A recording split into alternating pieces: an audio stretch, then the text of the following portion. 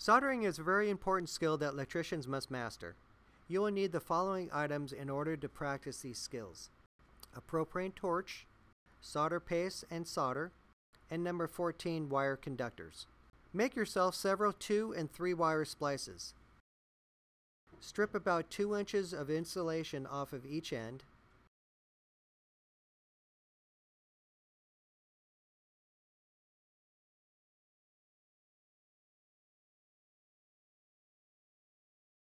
Cross the wires and twist them together.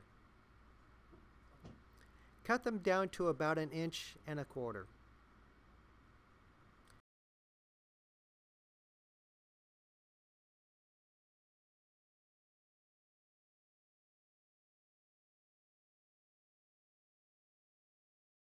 Place your splice on a downward angle between the jaws of the vise. This is necessary so that the solder will flow down.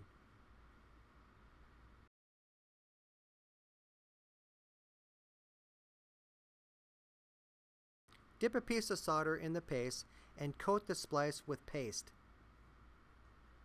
The paste will help the solder adhere to the copper wire.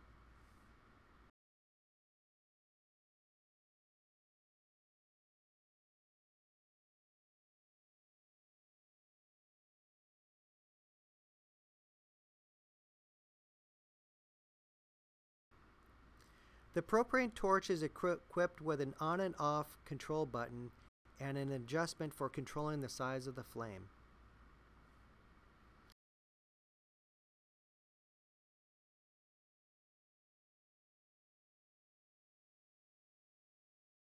The key to this job is using a small flame. The tip of the inside cone is the hottest part of the flame. Position the tip of the flame at the end of the splice. At the same time, place the solder at the high end of the splice and hold it there steady. The solder will quickly reach its melting point. When it begins to melt, push the solder into the splice. The solder will run down the splice and fill in between the turns of the splice.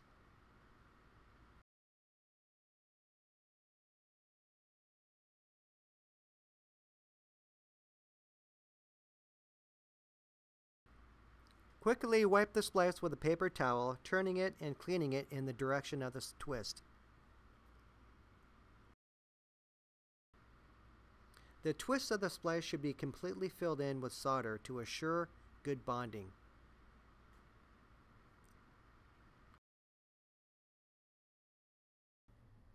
After you complete soldering your splices, you'll need to insulate them with rubber tape and electrical tape. You will need the following: Scotch 33 electrical tape, Scotch 23 rubber tape, a couple of samples of number 14 splices, diagonal cutters, and a couple of pieces of rubber tape. Next, obtain about a 3-inch piece of Scotch 23 rubber tape.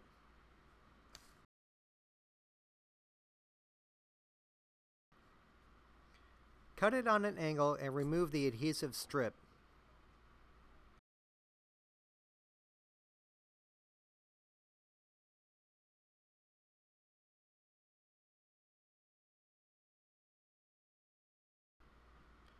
Start wrapping between the legs of the splice and stretch the tape around the splice on an angle. The tape is designed to vulcanize or melt after a lot of time and form a strong adhesive layer of insulation. At the tip of the splice, fold the rubber tape over the tip and continue to stretch the tape around the splice, stretching the tape downward on an angle.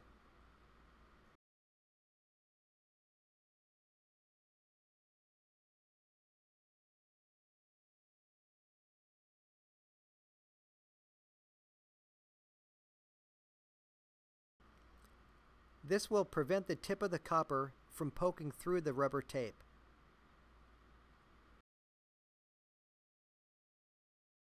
Next, Wrap your splice with vinyl tape. Cut about a 5-inch strip of Scotch 33 vinyl tape.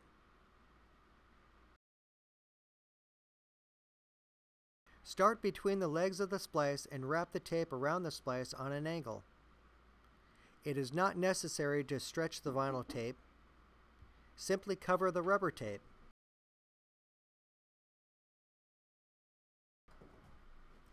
When you reach the tip of the splice, fold the tape over the tip and continue twisting the tape downward over the rubber tape covering it.